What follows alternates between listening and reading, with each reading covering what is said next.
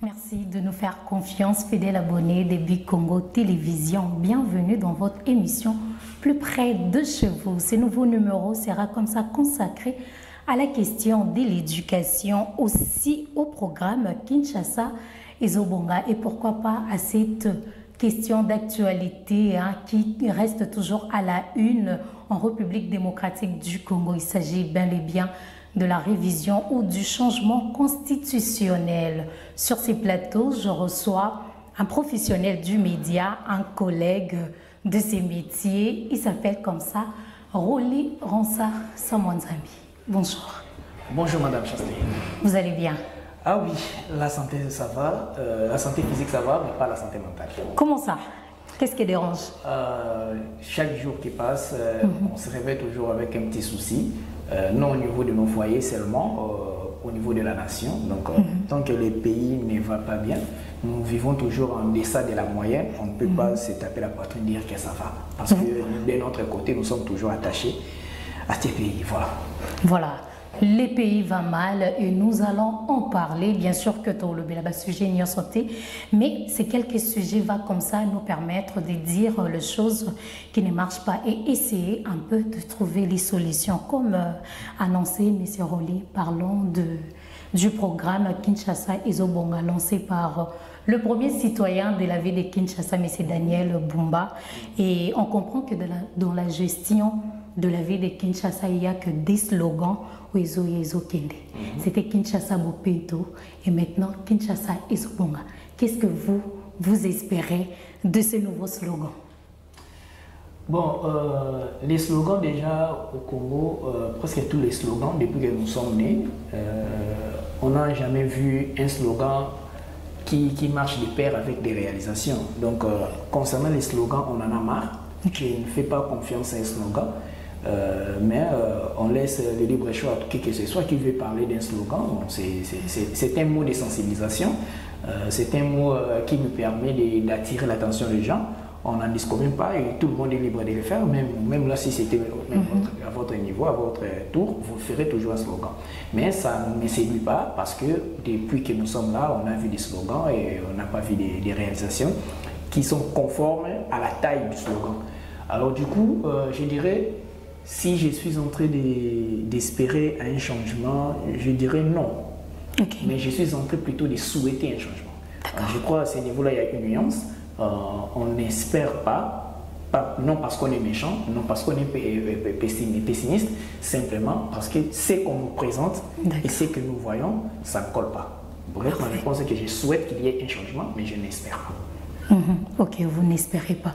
Mais depuis le lancement de ces projets, il y a quand même des actions qui sont mises.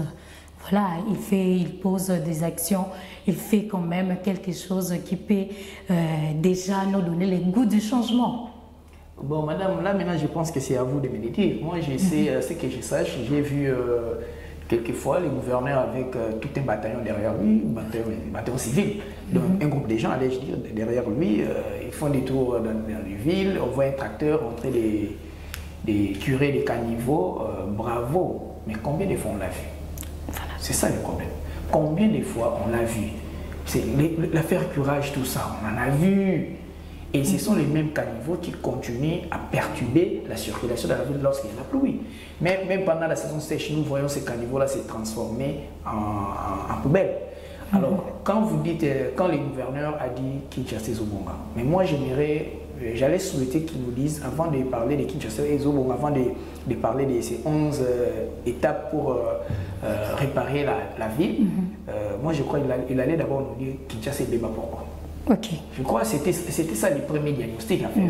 Et Beba pourquoi? Parce que comment on peut soigner une maladie quand on ne sait pas la cause de cette maladie? Exactement. Alors le problème de Kinshasa se résume en 3 parties. Nous sommes dotés d'un problème d'infrastructure, nous sommes dotés d'un problème de sécurité et nous sommes dotés d'un problème de salubrité. Voilà. Donc non seulement nous avons sali l'environnement, et nous sommes salis aussi mentalement. Et voilà, donc nous avons des agents qui sont censés mettre de l'ordre dans des coins, dans des points chauds de la ville, dans des lieux publics, et ce sont là les mêmes agents qui commettent des désordres. Voilà. Et le gouverneur qui était là les savait, il l'a laissé, Et c'est lui qui vient, il les savait, j'ai pari qu'il est censé les savoir, et il est là, mais rien ne change. Bon, moi je crois que c'est serrer déjà les premiers indices qui allaient motiver, qui allaient déjà nous apaiser, surtout les problèmes de sécurité. Vous y venez, vous laisserez toujours cette affaire, même dans des communes où on pensait trouver l'urbanisme bien respecté, la mentalité des gens, je peux citer Kitambo, Kassavou, Banda, mais ce sont dans les fiefs, des Koulouna terribles tous les jours. Voilà. Et on se pose la question si on a une autorité. Bon, nous sommes dans une famille, vous êtes une dame, vous avez vos enfants, j'ai mes enfants, mais chaque jour mes enfants vivent dans la doléance et je ne trouve rien et je souhaite que ces enfants-là puissent me dire tout va bien parce qu'on est papa. Bon, je pense par les premiers indices, avant de lancer, de faire des longs discours, on devrait déjà avoir une implication sérieuse, rigoureuse par rapport au changement que les peuples souhaitent. Voilà, tout a été dit en tout cas, je ne vois plus rien à ajouter. Parlons de l'éducation.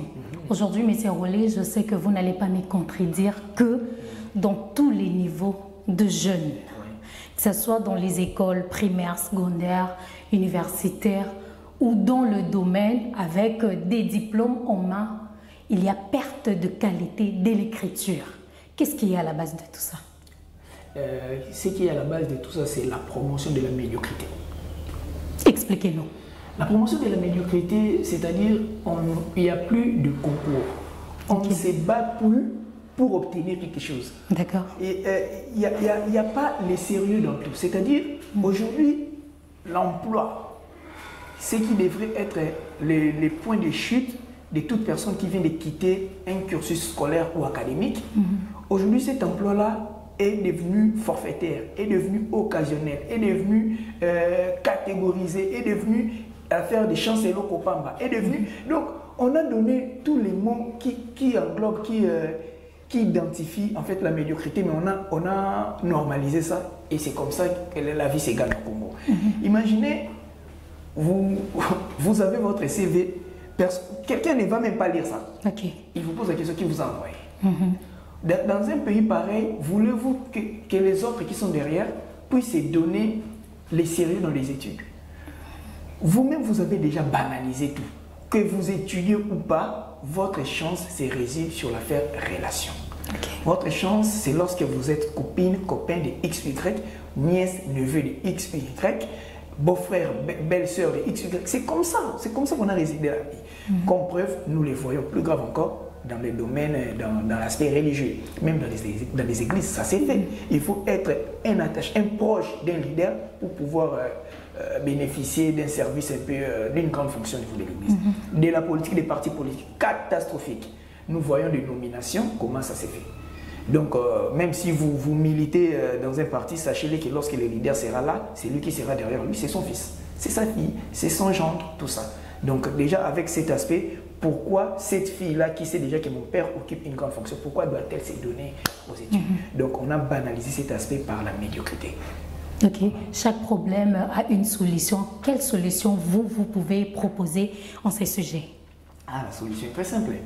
La solution est d'abord, il faut avoir un leader qui travaille sur les valeurs. Un leader qui connaît ce qu'on appelle les durs labeurs. Un leader qui se soucie sur les excellents, qui est amoureux de l'excellence, qui aime les biens, qui aime le goût, qui aime le travail bien fait. Un leader qui ne dort pas lorsqu'on a attribué quelque chose à quelqu'un d'incompétent. Alors, si nous avons d'abord un leader comme ça, vous allez vous rendre compte que dans son entourage, il donnera les postes à celui qui mérite. Et si je peux donner un petit exemple, on avait un premier ministre ici au pays qui s'appelait Matata Ponyo. On nous dit que ces messieurs-là, ils venaient au bureau avant ses subalternes. Mais au Congo, on nous fait croire que le chef n'a jamais été en retard. Et on grandit avec. On avance avec. Un chef peut s'absenter comme il veut. Un chef peut vous inviter à 8 h, lui-même se présente à 11 h. C'est normal. On doit dire c'est un chef. Le chef, voilà, c'est un chef. Donc, un chef peut bouleverser tout. Il n'y a pas une punition, il n'y a pas une sanction. Déjà, quand on est en face des dirigeants pareils, les choses ne vont pas changer. Alors les dirigeants comme ils sont là, nous ne sommes pas là pour les combattre, nous leur proposons plutôt de se voir des hommes responsables, de voir leurs actes. La charité bien ordonnée commence par soi-même, dit-on. Donc si ces chefs-là se disent nous devons être les premiers à donner le bon résultat, nous devons être les premiers à enseigner la transparence, parce que vous voulez combattre la corruption, mais votre salaire, vous ne le connaissez pas. Ça, c'est catastrophique, madame. Vous voulez nous dire que chez moi, dans mon régime, il n'y a pas de détourneurs. Mais nous voyons dans votre entourage, par exemple, un chef, tous ces agents sont très bien payés, mais les subalternes ne sont pas payés. Comment on peut expliquer ça? Quel calcul qu'on peut faire? Les uns sont payés avec un salaire doré, mais les autres ont des arriérés de 15 mois. Pourtant, ce sont des pères et des mères de famille. Moi, je me pose la question, comment ça s'est fait? Les calculs là, c'est fait comment? Alors, si nous voulons réussir ces paris, il faut d'abord que les modèles commencent par des chefs. Pourquoi ne pas payer d'abord les subalternes? Pourquoi ne pas payer les subalternes? Pourquoi ne pas primer ceux qui font très bien les choses? Ce qui a grandi, ce qui a donné naissance à cette maladie, c'est que celui qui a volé, celui qui fait des bêtises, on ne le fait rien. Celui qui a travaillé dignement, on ne le fait rien non plus. Or, on devrait sanctionner négativement, punir celui qui est dans la bavure et primer celui qui est dans les exploits. C'est ce qui va changer le pays. Voilà, merci beaucoup en tout cas pour ces mots. Parlons de ces sujets qui séparent les opinions en République démocratique du Congo. Il y a quelques jours, M. Adolphe Muzito et son parti Nouvel Élan ont jugé l'actuelle constitution d'une constitution de transition.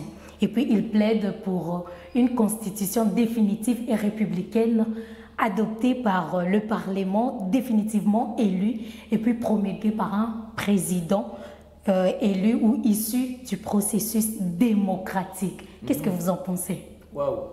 Bon, Adolphe Muzito, le premier ministre honoraire, c'est toujours un monsieur qui réfléchit pas mal, qui a été aussi bon à son niveau. Mais moi, je crois pour toutes ces personnes qui tiennent à dire que cette constitution est mauvaise, je n'ai qu'une simple question à poser, de nous dire quelle est la meilleure constitution au monde. Voilà. Quelle est cette constitution la meilleure au monde?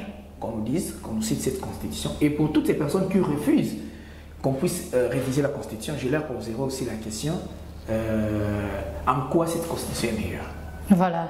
Donc pour dire que les avis sont partagés. Alors, seulement que au Congo, nous avons un problème de temps, de l'espace. Nous ne savons pas, je généralise, nous ne savons pas faire quoi, quand. À ces temps-ci, ce n'est pas le problème de constitution. Nous devons être francs. Cette constitution, s'il faut bouger, je serais d'accord qu'on enlève le système, qu'on enlève même le Sénat. On supprime ça. Ce sont des dépenses. On pourra revenir après, qu'on devienne d'abord stable économiquement. Il y a des choses à faire. Comme Noël Tuani me propose aussi des pères et des mères, ce n'est pas du tout vraiment mauvais. On peut inclure tout ça. Il y a plusieurs choses à faire. Et surtout, on peut aussi profiter de cette occasion pour réduire les trains de vie des institutions. Ça peut se faire aussi. Moi, je crois qu'il y a plusieurs choses aussi à revoir. Et ce n'est pas mauvais. Mais notre problème est que, avec cette constitution que nous avons de 200, combien d'articles, 234 ou 250 articles comme ça, combien sont mauvais, combien sont bons? Je pense que les articles qui sont bons sont plus nombreux que les articles qui sont mauvais. Alors, comment avons-nous agi devant ces articles qui sont bons? Comment nous les avons respectés? Comment nous avons mis en pratique, nous avons réussi à mettre en pratique tous ces articles? Par exemple, la gratuité de l'enseignement. Plusieurs personnes, surtout ceux qui font partie de la famille politique du chef de l'État, pensent que c'était l'initiative du chef de l'État. Or, c'était constitutionnel. Donc, il n'a respecté qu'un article de la Constitution. Bravo, chef de l'État. Alors, comment ces enseignants vivent? Y a-t-il pas des arriérés? Vous voyez, d'un côté, l'article est respecté. Bravo. Mais qu'est-ce qui maintenant empêche que les enseignants-là touchent leur salaire dignement en temps réel? C'est la Constitution? On ne pense pas. Moi, je crois que la Constitution serait la compétence, soit la bonne gouvernance, serait beaucoup souhaitable que les changements de la Constitution. Parce que ce qui est à respecter, nous ne savons pas d'abord respecter. Commençons d'abord à respecter les bonnes lois qui existent, et c'est ce qui nous garantira que lorsqu'on va changer, les lois qui seront échangés seront bien et bien exécutés. Jusque-là, on ne voit pas les prix des carburants baisser, comme c'était fantaisiste là la fois passée. On ne voit pas les prix des pains, on ne voit pas les prix des maniocs, on ne voit pas les transports en bon terme, nous n'avons plus des avions. Donc tout ça, ça ne dit rien au gouvernement. Commençons d'abord à créer des bonnes conditions pour la population. Et peut-être les jours que vous demanderez qu'on change la constitution, on nous dira changez si vous voulez, changez. Voilà. Parce que nous allons vous faire confiance, on sait qu'avec vous, nous avons le résultat. Mais avec le peu d'articles là qui sont bons, déjà c'est un problème à respecter. Et vous voulez qu'on vous fasse toujours confiance de modifier quel article? Non, faites d'abord ce qui est essentiel. Voilà, vous avez parlé de temps. Et on ne sait pas gérer les temps, quoi faire pendant quel temps. Il y a le cardinal Fridolin Ambongo qui, dans son homélie du dimanche dernier, a dit que on donne trop de temps, on donne trop d'énergie dans la question de la révision de la Constitution. Pourtant, ça nous distrait. Réagissez. Voilà. Je crois ça ne demande même pas beaucoup de gymnastique, ça ne demande même pas la lecture d'un livre de politique pour comprendre cela. Je ne pense pas que le cardinal Fridolin Ambongo a réagi comme un intellectuel. Je dirais qu'il a réagi comme un humain. Voilà. Simplement. Donc, c'est un homme très intelligent, il a un très haut niveau, déjà sur le plan scientifique, nous devons le reconnaître. Mais pour parler de ça, ça ne m'a pas demandé beaucoup. Voilà. Lui, il a parlé seulement comme un humain. Je vais prendre un exemple simple. Vous êtes dans une maison, vous êtes maman dans une maison, vos enfants meurent de faim. Vos enfants sont chassés de l'école par manque de frais de scolarité. Vos enfants, l'un de vos enfants est malade, vous ne savez pas l'amener à l'hôpital, mais c'est que vous voulez changer à la maison d'abord, vous voulez repeindre la maison. Vous dites que non, cette peinture, elle est moche, je n'apprécie pas. Pourtant, elle n'a rien fait. Bon, je pense que dans ma maison, je dois avoir une harmonie de la peinture, je dois changer. Ce n'est pas mauvais de faire l'harmonie dans votre maison, mais les enfants n'ont pas mangé, madame. Les enfants ne sont pas allés à l'école. Entre la peinture et les repas des enfants, qu'est-ce qui est plus important? C'est simple ça. Donc, on ne refuse pas. On peut dire à nos parents, papa, bon, on fera ça après, la peinture on pourra changer. Mais avec ou sans peinture, la vie peut continuer. Mais quand on ne mange pas, quand on ne va pas à l'école, c'est quoi notre avenir? Voilà. Donc, ce que les cardinaux veulent nous faire savoir, c'est d'abord les éléments prioritaires ne sont pas encore exécutés, ne sont pas encore traités. C'est pourquoi j'ai toujours conseillé, dans la vie, nous avons plusieurs défis. On le sait, mais donnons priorité à ce qui est prioritaire. Au Congo, nous n'avons pas la sécurité. Au Congo, nous n'avons pas de routes. Au Congo, nous n'avons pas de systèmes de santé bien gardés. Mais pourquoi on doit d'abord penser à la Constitution? Étant donné que plusieurs articles sont encore bons par rapport à ceux qui sont... les articles qui sont bons sont encore nombreux par rapport à ceux qui sont à retoucher. Donc, pensez d'abord à donner les repas au peuple congolais, puis d'autres choses, on en réfléchira. Voilà, nous sommes presque à la fin de cette émission, M. Roli. Madame Jemima Mongo, journaliste de la chaîne nationale, venait de perdre la vie quelques jours passés après avoir été agressée par des colonnades. Vous étant journaliste, quel message à lancer? Bon, premièrement, nous commencerons par les condoléances. D'abord à toute la famille professionnelle, tous les journalistes sont en deuil, à la famille biologique et puis à la chaîne nationale. Moi, je crois qu'il ne fallait pas attendre un acte pareil pour interpeller les autorités. Ça a commencé très longtemps. Plusieurs personnes ont perdu leur vie à cause de ces agressions. Ce qui fait mal, tout le monde sait qu'à Kitambo Magasin, on vole, au Rond-Point Victoire, on vole, à Pascal, on vole. Quand vous avez même vos plantes à vous, vous devez d'abord momentanément lever pour les mettre dans les sacs. Tout le monde on le sait, même les majors le savent, et ils peuvent même dire à leurs femmes, mais ils sont là pour ça. Moi, je me pose la question, en quoi on est dirigeant? On est venu faire quoi dans ces postes? Et nous grandissons avec, nous évoluons avec, et voilà maintenant des connaissances. Aujourd'hui, on a tué une journaliste, suite à leurs agressions, la journaliste a perdu sa vie. Demain, ça sera qui? L'enseignant. Demain, ça sera un policier. Demain, ne pensez pas que seulement la personne qu'on a tuée qui était en danger. Nous tous, nous sommes en danger. Cet élément doit nous interpeller. Donc, les enfants, les médecins, même les policiers, même vous les dirigeants, vous êtes en danger. Si ce n'est pas vous qu'on agressera, sachez que votre cousin est en danger quelque part. Trouvez des solutions. Moi, je ne pense pas que pour éradiquer ces phénomènes de Kouna, c'est une grosse affaire. Je ne pense pas. Prenez seulement des solutions sérieuses. Voilà, maintenant, nous commençons maintenant. Là, cette agression touche toutes les couches de la population. C'est trop dangereux et dans peu de temps, on risque de ne plus parler de Kinshasa comme capitale parce qu'il n'y a pas la sécurité. Voilà, merci beaucoup, M. Rolu, et je profite de l'occasion pour vous remercier de votre présence, d'avoir vraiment accepté notre invitation. Et je ne peux pas vous laisser partir comme ça, sans pour autant saluer même 2 personnes qui vous suivent. Ah, voilà, pour les salutations, les gens sont tellement nombreuses. Je préfère saluer Madame Lucette Makai, qui nous suit. Je préfère saluer aussi votre futur mari, qui voilà. ne sont pas encore, donc mes salutations. Ok. Nous vous saluons. Voilà, merci beaucoup. C'était là votre émission Plus près de chez vous. Fidèles abonnés, commentez. Surtout, n'oubliez pas de nous appeler quand vous avez des préoccupations. Quant à moi, je vous dis au revoir et on se retrouve pour un autre numéro.